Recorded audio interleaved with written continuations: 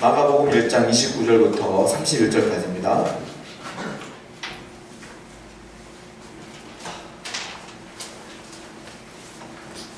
마가복음 1장 29절부터 31절까지의 말씀을 우리 함께 읽도록 하겠습니다. 얼마 안 되니까요. 다 같이 한 목소리 같이 읽을게요. 29절부터 31절까지입니다. 마가복음 1장 29절 31절까지 같이 읽습니다. 시작.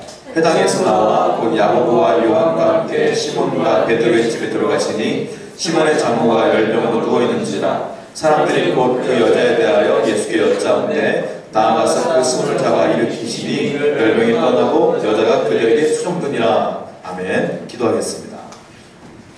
참 좋으신 아버지 하나님, 비가 오는 날에도 불구하고 하나님의 날이기 때문에 주 앞에 나온 백성들 여기 있습니다. 한 사람 한 사람 머리 위에 하나님의 축복과 은혜가 넘쳐날 수 있도록 인도해 주시옵소서. 개인적인 사정과 각자 어려운 사정이 있기에 주 앞에 나오지 못한 지체들이 있습니다. 그분들에게도 동일한 이 예배를 기억할 수 있는 은혜를 허락하여 주시고 다음 주에는 함께 모여 예배할 수 있는 은혜가 있게 해주시기를 간절히 기도합니다. 하나님께 예배하는 이 시간이 소중하다는 것을 모두에게 깨닫게 해주시며 알게 하여 주시옵소서. 오늘 말씀을 통하여 부족한 종이나 함께 예배하는 모든 회중들이 동일한 은혜 가운데 있기를 원하고 하나님의 말씀을 듣기를 원합니다. 성령 하나님 임재하여 주시옵소서. 감사합니다. 이 모든 말씀 예수님의 이름으로 기도드렸사옵나이다. 아멘. 마가복음을 계속 묵상하고 있습니다. 예수님께서 이제 마가복음 아직도 1장이 안 끝났는데 구절구절마다 해야 될 이야기들이 너무 많아서 계속 묵상하고 있어요. 29절부터 31절까지 한번 읽어봤는데 뭐 큰 사건은 아닙니다. 뭐 장황하게 뭐 설명하거나 그런 내용들은 없어요. 그냥 베드로의 장모가 예수님으로 말미암아 그냥 병남을 입은 사건 하나가 딱 등장을 해요. 이 장면을 한번 묵상해보며 하나님 은혜를 나누고자 합니다. 예전에 한번 간증집을 본 적이 있는데 그 간증에 이런 이야기가 있더라고요. 어떤 가정주부인데 꿈을 꾸었어요. 꿈속에서 자기가 워낙 사람이 공고한 거예요. 그러니까 남편의 문제 때문에, 자녀의 문제 때문에, 물질의 문제 때문에 세상 살기 너무 싫은 거예요. 그래서 자살의 위기까지 갔던 여인의 간증이에요. 그 여인이 꿈을 꿨어요. 어느 날 꿈속에서 예수님을 만납니다. 근데 꿈속에서 예수님께 이 여인이 어떻게 고백하냐면 예수님 더 이상 살고 싶지 않아요. 나를 예수님께서 천국으로 데려가 주세요. 라고 꿈속에서 본인이 얘기를 하는 거예요. 근데 예수님께서 그때 뭐라고 말씀하시냐면 웃으면서 이렇게 말씀하세요. 사랑하는 자여, 내가 보니까 네가 장례식을 치르는 손님들이 많이 올 터인데 네 집안이 너무 더럽다. 일어나걸라 너 가서 집안 청소 좀 해보아라. 깨끗하게 정리해놓고 나한테 다시 오면 내가 다시 네 손을 들어주리라. 꿈속에서 이렇게 말씀하신 거예요. 이 여인이 가서 꿈속에서 청소를 막 해요. 청소를 막 하게 깨끗해진 거예요. 본인이 봐도 너무 만족스러워요. 그리고 주님 앞에 또 나갑니다. 예수님 청소 다 했어요. 저를 데려가 주세요. 예수님이 또 빙그레 웃으면 또 말씀하세요. 야, 너희 정원을 보니까 너무 지저분하다. 좀 정원 손질 좀 하고 와라. 이 여인이 보니까 진짜 지저분해. 정원 손질하고 풀도 새로 심고 깨끗하게 다 한 다음에 주님 앞에 나왔어요. 주님 뭐라고 말씀하시냐면 네 고통 내가 안다. 자녀 때문에 얼마나 속상하니. 그러니까 이번엔 내가 딱 사흘 줄 테니까 자녀를 위해서 다 용납하고 사랑해줘라. 후회 없이 사랑해주고 와라. 그렇게 말했어요. 근데 이 여인이 진짜로 자녀들이 막 속상하게 하는 것도 다 이해해주면서 포근하게 안아주고 삶이 얼마 안 남았으니까 본인 생각 때 최선을 다했단 말이에요. 더 돌아왔어요. 예수님 또 마지막에 뭐라고 말씀하시면 이제 정말 마지막이다. 네 남편 때문에 얼마나 속상하니. 네 남편이 뭐라고 하든지 간에 다 순종하고 다 들어주고 다 이해해주고 사흘간만 최선을 다해줘라. 근데 이 여인이 정말로 사흘간은 최선을 다했어요. 남편이 하라는 대로 다 하고 순종하고 잘 보이려고 긍정적으로 남편이 하는 말 다 긍정적으로 바라보려고 하고 그랬어요. 그리고서 꿈속에서 딱 보니까 집안이 정리되어 있죠. 정원이 자기가 꾸며놓은 정원이 아름답죠. 자녀들이 사흘간 열심히 자기가 봉사했더니 아름다워 보여요. 남편이 그렇게 예뻐 보일 수가 없어요. 예수님께 이렇게 고백해요. 주님, 여기가 천국인 것 같아요. 지옥 같은 내 가정이 천국 같아요. 주님께서 뭐라고 말씀하시냐면 그렇다. 나는 너의 가정을 떠난 적도 없고 네 인생을 떠난 적도 없고 항상 너를 다스리고 있었노라. 내가 다스리는 곳이 천국이 아니겠느냐? 죽어서 올라오는 것도 천국이지만 살아서 나와 함께 내 다스림을 받는 것이 천국이 아니겠느냐? 그리고 이분이 꿈을 깬 거예요. 그 세상을 바라보니까 주님이 나와 함께 하시고 주님이 내 인생을 다스린다고 믿으니까 모든 게 천국처럼 보여서 다시 신앙생활 열심히 했다는 간증제를 제가 본 적이 있어요. 여러분, 기독교는 천국을 바라보는 종교입니다. 여러분들 그거 아실 거예요. 나는 예수를 믿으면 천국 갑니다 라고 믿으면 고백할 거예요. 그런데 그것으로 부족한 게 기독교예요. 사실은 죽으면 천국 가는 것뿐만이 아니고 사실 이 땅에 살면서 우리는 천국을 누리면서 살아야 돼요. 그 천국을 누릴 방법이 뭐야? 제가 설교할 때 여러분들 기억하시는지 모르겠지만 예수님을 영접하면 그 하나님 나라가 내 안에 들어오는 거예요. 그러면 주님이 내 인생을 다스리는 거예요. 그 다스림을 받는 게 천국이다 이거예요. 사랑하는 여러분, 여러분의 삶에 건강함이 있고 문제가 있고 아픔이 있을 줄 알아요. 아픔 없을 수 없죠. 그러나 주님은 여전히 여러분을 다스리는 걸 믿으시기 바랍니다. 그걸 믿고 사는 것이 천국 생활이다. 이것이 오늘 본문의 내용과 일치된다는 거예요. 왜냐하면 본문을 살짝 볼게요. 29절과 30절을 다시 한번 읽어보겠습니다. 29절 30절 다시 한번 읽어볼게요. 시작. 회당에서 나와 곧 야고보와 요한과 함께 시몬과 안드레의 집에 들어갔으니 시몬의 장모가 10명으로 누워있는지라 사람들이 곧 그 여자에 대하여 예수께 여짜온대. 자, 먼저 이 말씀을 볼 때 우리가 먼저 이 말씀의 본문의 배경을 살펴볼 필요가 있어요. 배경은 어디서 보냐면 지난주 설교 내용에서 볼게요. 자, 21절을 보세요. 1장 21절 21절 있습니다. 시작. 그들이 가버나움에 들어가니라 예수께서 곧 안식일에 회당에 들어가 가르치시매. 자, 지난주에 제가 설교할 때 그 귀신 들린 사람에 대한 얘기를 했어요. 예수님께서 가버나움에 들어가셨고 21절 보니까 안식일이었고 회당에 들어가신 거예요. 회당이 뭐냐면 예수 믿는 사람들, 그리스도, 하나님을 믿는 사람들이 모여있는 곳이에요. 교회 같은 곳이에요. 근데 거기 회당에 들어가면 랍비가 있거든요. 랍비가 말씀을 전해요. 그 메시지를 듣는 거예요, 사람들은. 근데 예수님께서 가버나움에 들어가셨는데 때마침 회당이 있어서 주일이기 때문에 예배하기 위하여 회당에 들어가신 거예요. 근데 예수님과 같은 랍비가 없었어요. 그 예수님을 향하여 사람들이 말씀 좀 전해주십시오 라고 부탁을 했고 예수님 복음을 증거하는 상태에서 어떤 사건이 벌어졌냐면 지난주 살펴봤던 것처럼 귀신 들린 사람이 나타났어요. 예수님께서 복음을 증거하다 말고 귀신을 쫓아요. 근데 그 사건이 벌어진 뒤에 오늘 본문이 시작되는 거예요. 자, 회당에서 나왔어요. 예수님께서. 그리고 야고보와 요한과 함께 시몬과 안드레의 집에 들어가셨다. 이것이 이제 본문의 내용인데, 자, 생각해보세요. 여러분, 말씀을 증거하는 것이 쉬운 게 아닙니다.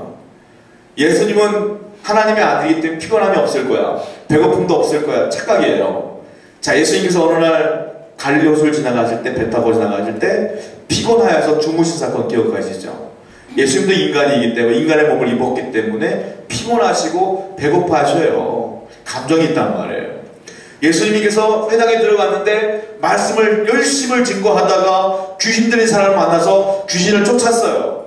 얼마나 피곤하겠어요. 들어가자마자 회당에 들어갔고 그 귀신 쫓았어요. 얼마나 피곤하겠냐고요.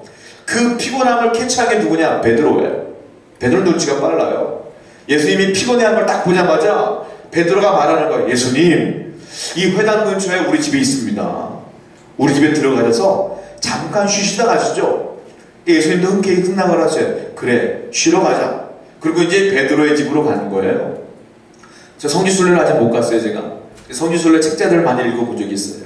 근데 이제 그 보면 가버나움이라고 하는 곳이 있는데 거기에 이게 편말이 있더라고요. 제가 사진을 보니까 가버나움, 예수가 살던 마을, 예수님이 있던 마을 이렇게 써 있더라고요. 근데 그 가버나움 안에 지금 본문에 나온 회당이 있죠. 회당이 있었던 자리에 회당을 또 지어놨어요. 똑같이. 그런데 그 회당 근처 약 10m에서 20m 정도밖에 되는 거리가 아닌 곳에 누구의 집이 있냐면 베드로의 집이 있어요. 그러니까 베드로의 집이 이 회당에서 굉장히 가까운 거란 말이에요. 그러니까 온 김에 예수님께 물어본 거예요. 예수님 쉬었다 가시죠. 그러니까 쉬러 가시는 거예요. 그리고 베드로는 성경을 살펴보면 알겠지만 어떻게 좋게 표현을 애처가요. 상당히 애처가요. 그래도 비꼬는 말로 하면 공처가기도 해. 애처가인지 공처가인지 모르겠어. 왜냐하면 이 사람은 와이프를 데리고 전도여행을 다녔어요. 와이프가 믿음이 좋아요. 그러니까 예수님의 제자들 가운데 아내와 함께 복음을 증거하러 다니는 사람은 베드로밖에 없어요. 성경에 있느냐? 있습니다. 그리고 그 예수님의 베드로의 장모도 믿음이 상당히 좋아요. 믿음이 좋은 아내와 믿음이 좋은 장모를 만났단 말이에요. 그러니까 베드로는 이 예수님을 이 아내에게 소개하고 싶은 마음이 있었던 거지. 그리고 장모님에게 소개하고 싶은 마음이 있었던 거지. 그러니까 자기 집으로 모시고 싶었던 거예요. 자, 볼까요? 진짜 그런 내용이 있는가? 자, 고린도전서 9장 5절을 보세요. 고린도전서 9장 5절 말씀입니다.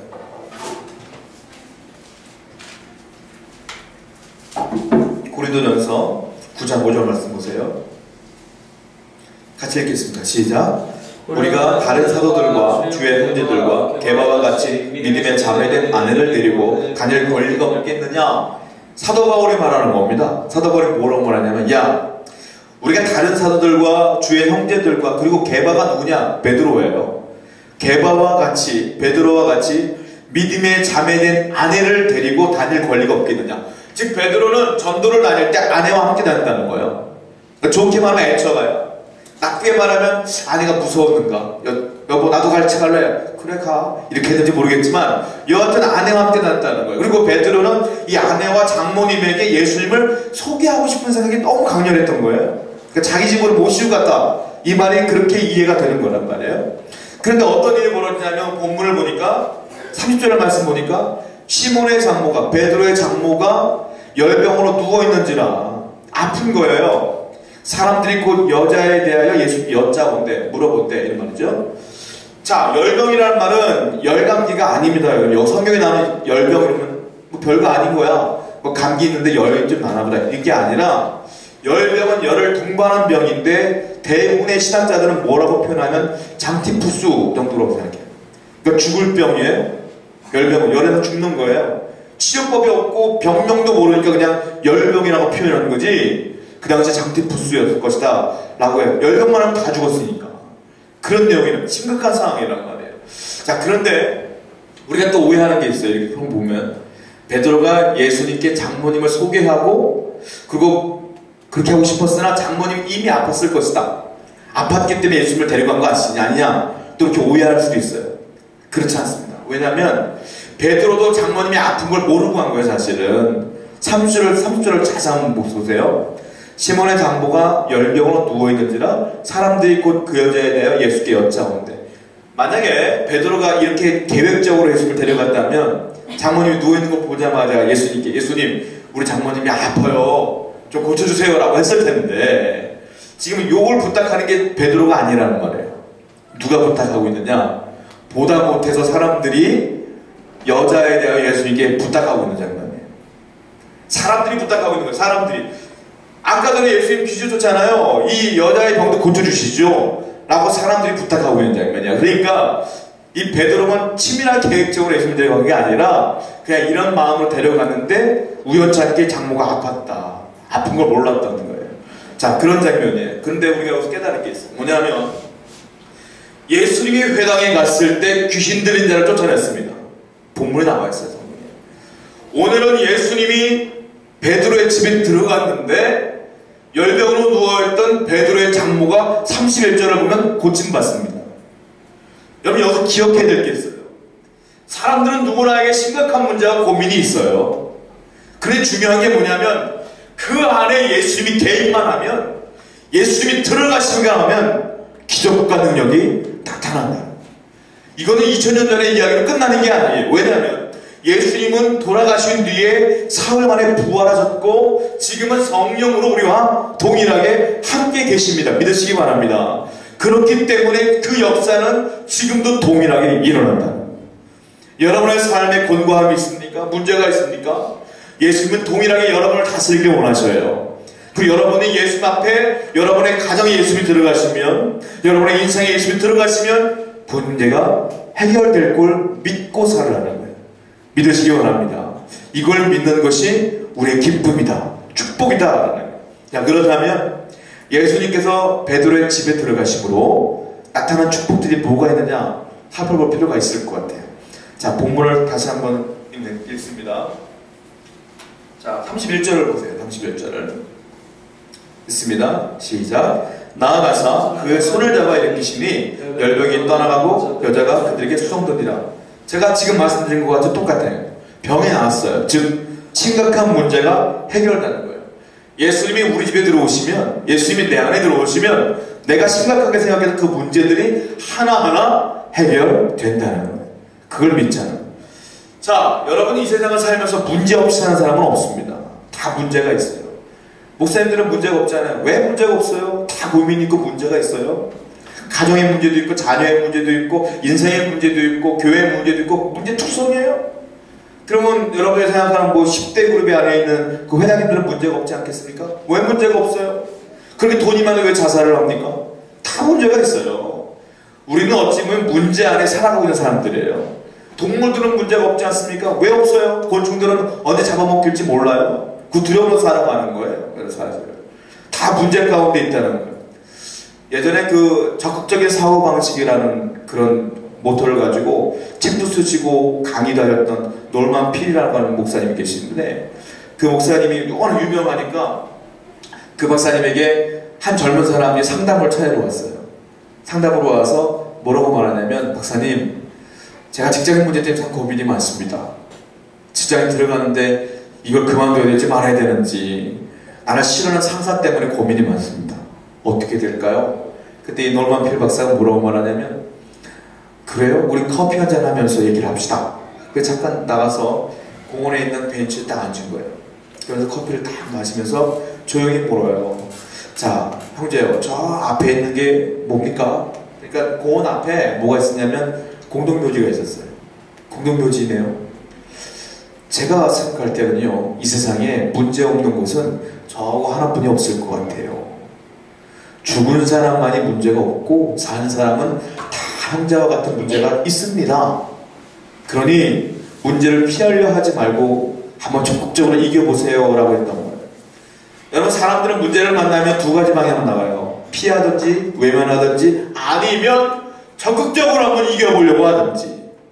여러분은 어떤지 모르겠어요. 고민과 문제를 만날 때 낙심하고 절망하고 주저앉는지, 외면하고 피하려고 하는지, 아니면 이겨보려고 애쓰는지 모르겠어요. 놀만 필 박사는 적극적으로 문제를 부딪히라 이거예요. 왜냐하면 교회나 직장이나 사회생활이나 할 때 보면 문제를 만날 때 문제를 외면하고 피하려고 하는 사람도 있어요. 그렇게 되면 필연적으로 따라오는 게 뭔지 아십니까? 거짓말이에요.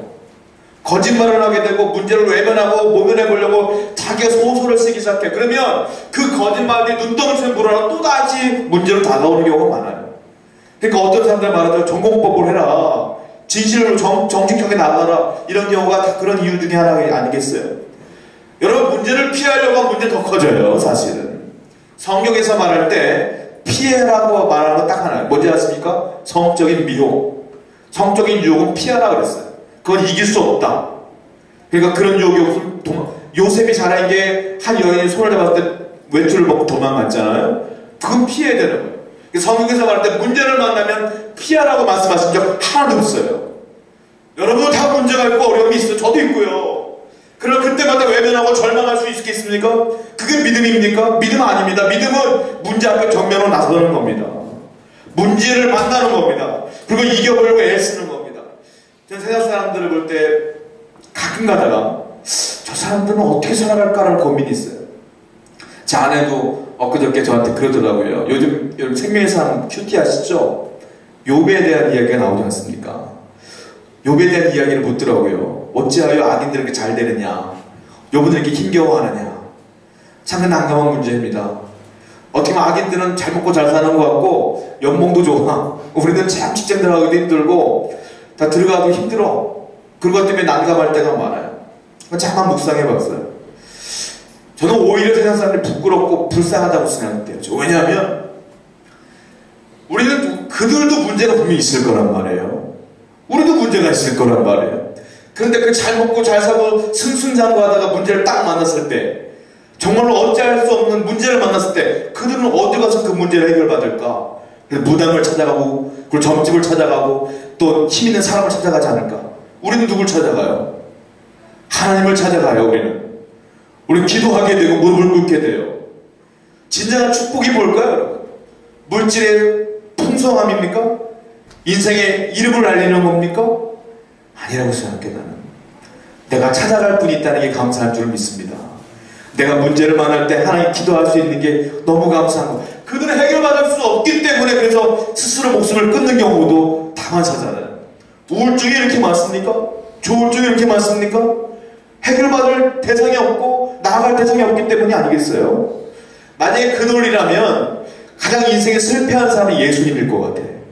예수님 집도 없죠. 그렇게 열심히 살았겠지만 재단 12명밖에 없죠. 얼마나 실패자예요. 사랑하는 여러분, 눈에 보이는 것으로 성공과 실패를 여러분들이 생각하지 않았으면 좋겠어요.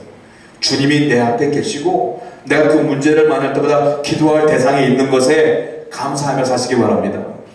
성경 요한복음 2장에 보면 가나 혼인잔치가 있어요.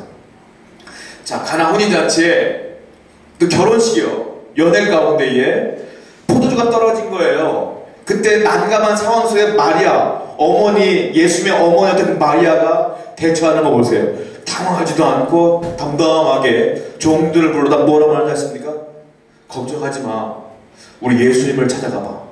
예수에게 가봐. 그리고 한 가지 내 부탁할 게 있는데 그분이 뭐라 하든지 간에 그대로 해. 그렇게 말했어요. 그 심각한 문제 가운데 마리아는 두려워하지 않고 걱정하지도 않아요. 왜? 왜냐? 예수님이 문제 해결자일 걸 뻔히 알기 때문에 그래요. 사랑하는 여러분, 누구나에게 문제가 있지만 당신에게는 문제 해결자가 안에 있어요. 옆에 있어요. 그분은 주님이신 걸 믿으시기 바랍니다. 자, 우리가 기도할 때요, 이 오늘 본문처럼 예수님이 기도하자마자 장모가 벌떡벌떡 일어나는 기적이 있을 수도 있습니다. 즉각적인 기도의 응답이 있을 수도 있어요. 그러나 때로는 내가 아무리 기도해도 문제가 해결되지 않는 경우도 있어요. 내가 죽으라 금식을 해도 그 문제가 여전할 때가 있어요. 그때마다 우리는 낙심하고 절망해요. 아니에요, 여러분. 이걸 믿어야 돼. 뭐냐면 예수님께 기도하면 주님이 문제 해결자이기 때문에 당장 해결될 수도 있지만 그렇지 않고 오랜 시간 걸릴 수 있어요. 그러나 중요한 건 반드시 어떤 방식으로든 간에 주님이 원하는 방식으로 그 문제를 해결될 것이라고 믿으시기 바라는 거예요. 이걸 믿고 나가라는 거예요. 할렐루야. 그러면 슬퍼할 이유도 없고 절망할 이유도 없어요. 반드시 여러분의 문제는 해결될 거예요. 그것이 기간이 오래되든 내 방법이 아니든 반드시 해결될 거라는 거예요. 이걸 믿고 기도하는 여러분에게 축복드립니다. 자, 다시 한번 또 성경을 보면서 깨달을 바가 있어요. 뭐냐 하면 두 번째 31절을 보면 제가 다시 한번 읽어볼게요. 나아가사 그 손을 잡아 일으키시니 10명이 떠나가고 여자가 그들에게 수종드니라 그랬어요. 자, 나아가다 그 손을 잡아 일으켰다. 그 조금 예수님께서 조금 이 여자를 거칠게 다룬 것 같아. 지금 죽어가는 여인이에요. 10명이 걸렸어. 막 열이 펄펄 끓어. 시름시름 앓어. 근데 예수님께서 다가가더니 그 손을 잡아서 벌떡 일으키신 거예요. 이 장면을 보면. 그럼 예수님이 조금 예의가 조금 없는 것 같고 매너가 없는 것 같고 여자를 너무 거칠게 다루는 거 아니냐 해서 환자를 그렇게 오해할 수 있는데 이게 그런 내용이 아니에요. 자, 똑같은 내용을 마태복음은 다르게 표현합니다. 살펴보겠습니다. 자, 마태복음 8장 15절을 보세요. 마태복음 8장 15절 찾아보세요.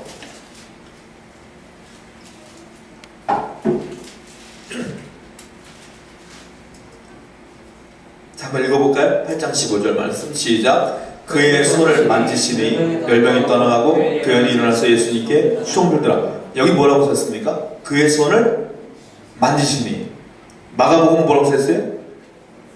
예수의 손을, 그 손을 잡아 일으키시니. 그러니까 이걸 원문을 보면 원문의 해석은 어떻게 되냐면 어떤 소중한 연약한 존재를 사랑으로 만진다 이런 의미예요. 이게. 그러니까 마태복음이 더 자세히 해석되어 있는 거란 말이에요. 그러니까 예수님께서 그 여인을 잡아 일으킨 게 아니라 손을 잡고 만지면서 부드럽게 예수님께서 말씀하신 거예요. 얼마나 아프세요? 얼마나 힘드세요? 걱정하지 마세요. 하나님이 도와주실 거예요.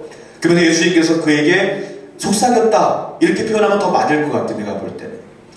자, 그런데 그 여인이 일어났습니다.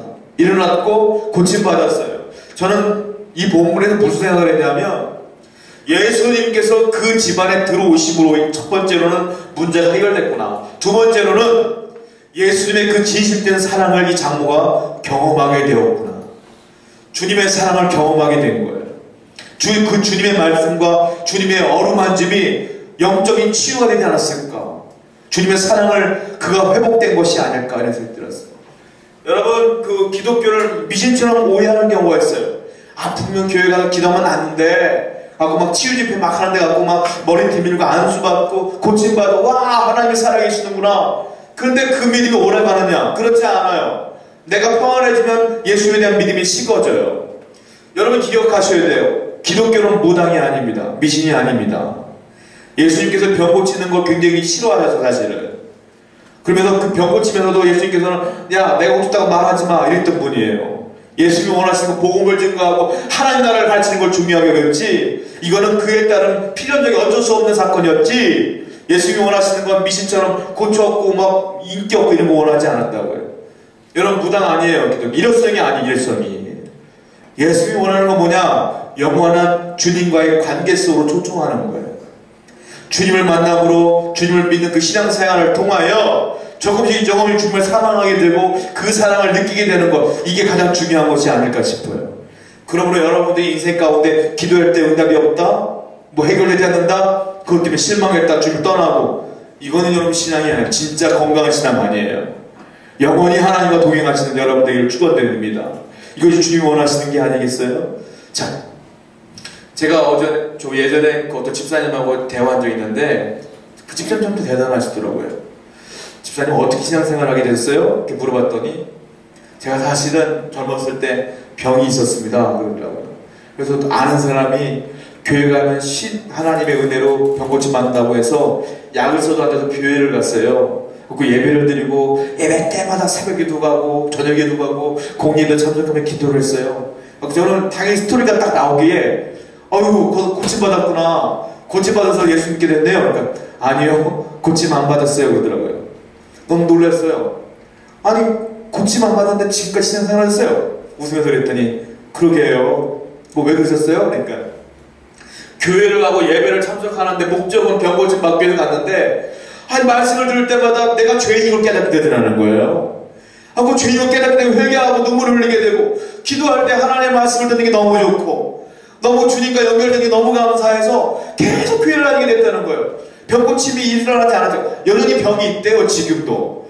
그런데 이 병이 중요한 게 아니라 주님과의 관계가 너무 좋아서 지금도 주님을 떠나지 않고 있다는 거예요. 난 정말 위대하다고 생각해요. 여러분, 교회는 병 고치러 오는 곳이 아닙니다. 주님과 관계 맺으러 오는 곳이다. 할렐루야. 여러분의 문제가 해결되지 않아도, 문제가 그대로라도 최선을 다하여 영원히 하나님을 섬기는 여러분들에게 축원드립니다.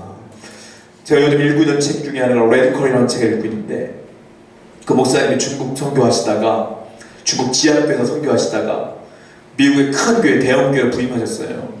근데 그 교회에 부임하시자마자 너무 충격을 받은 거예요. 교회에서 워낙 대형 교회다 보니까 수천 명, 수만 명이 모이는 곳이니까, 수만 명이 모이는 곳이니까 뭐 얘기하는 게 뭐예요?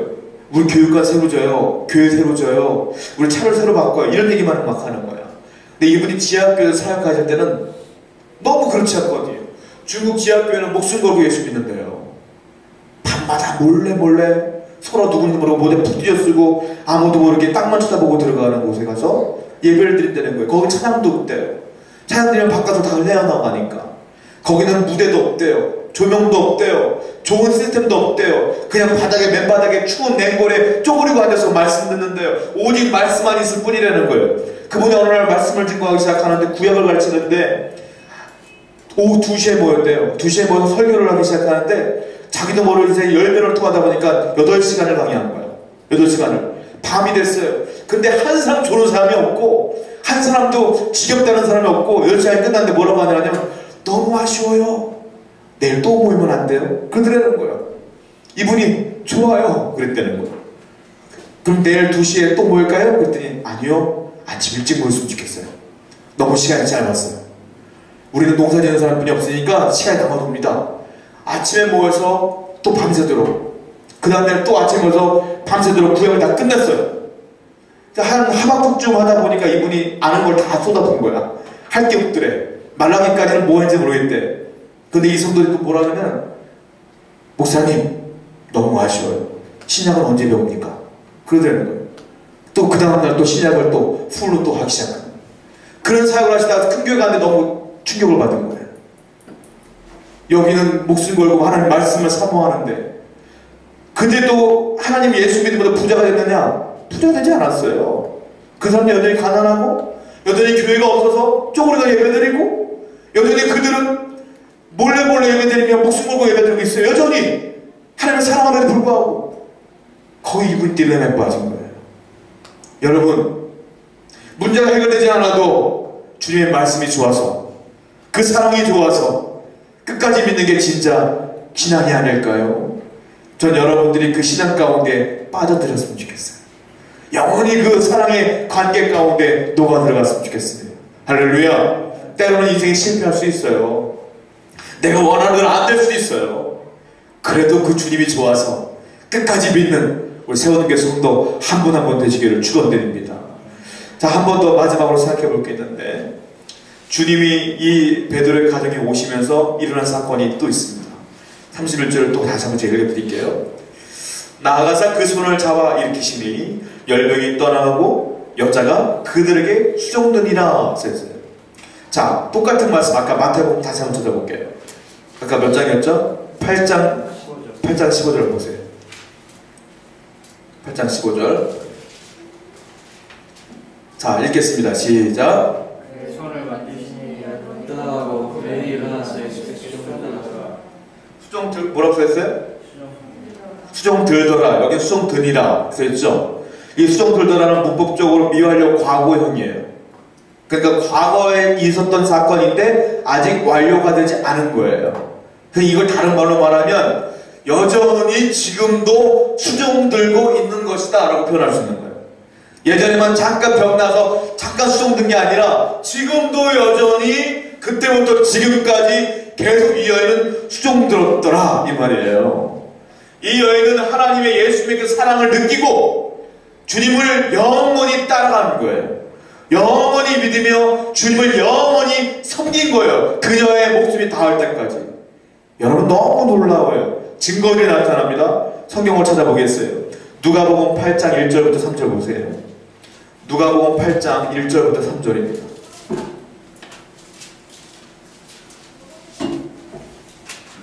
자, 누가복음 8장 1절부터 3절 같이 읽습니다. 시작. 그 외에 예수께서 각 성과 마을에 두루 다니시며 하나님의 나라를 선포하시며 그 복음을 전하실세 12여자가 함께하였고 또한 악귀를 쫓아내심과 병고침을 받은 어떤 여자들 곧 7귀신이 나간 자 막달라인이라는 마리아와 헤롯의 총리의 구사의 아내 요한나와 수산나와 다른 여러 여자가 함께하여 자기들의 소유로 그들을 섬기더라. 자, 여기 어떤 여자들이라는 단어가 나오고요. 그리고 다른 여러 여자가 함께하여 없어졌어요. 신앙자들은 여기 다른 여자들 안에 베드로의 장모가 포함되어 있다고들 얘기해요. 여자들이 예수님을 그렇게 사랑했어요. 이성의 사랑이 아니라 은혜를 사모했기 때문에 사랑한 거예요. 이걸 다른 이상하게 표현하는 사람도 있어요. 여기 장모가 끝까지 주님을 따라가며 주님을 섬겼다. 여기 나와 있다는 거예요. 또 성경을 볼게요. 누가복음 23장을 보세요. 누가복음 23장 55절부터 56절입니다. 누가복음 23장 55절 56절 한번 읽어볼게요. 55절 56절 자, 읽습니다. 시작. 갈릴리에서 예수와 함께 온 여자들이 뒤를 따라 그 무덤과 그의 시체를 어떻게 두었는지를 보고 돌아가 향품과 향유를 준비하더라. 계명을 따라 안식일에 쉬더라. 자, 갈릴리에서 예수와 함께 온 여자들, 예수님이 지금 갈릴리 가버나움에서 장모를 고쳤어요. 여기에 이 장모가 포함되어 있다고들 얘기를 해요. 자, 예수님의 이 장모, 예수님의 은혜를 입은 이 장모는 일회성으로 끝난 게 아니라 영원히 주님을 섬기며 살았어요. 보세요. 그들의 물질로 최선을 다해 주님을 섬겼고, 그들이 갖고 있는 것으로 최선을 다해 주님을 섬겼어요. 여러분, 이 정도 돼야 돼요. 이게 진짜 믿음이에요. 믿음은 주님의 은혜 가운데 들어가서, 영원토록 변함없이 섬기는 것, 그게 믿음이다. 저는 예수님의 이 베드로의 장모처럼 여러분들이 영원히 주님을 섬기기를 축복드립니다. 이게 가장 큰 은혜인 줄 믿습니다. 상황이 어찌됐든 배경이 어찌됐든 문제가 있건 말건 끝까지 주님을 사랑하는 여러분 되기를 다시 한번 축원드립니다. 기도하겠습니다.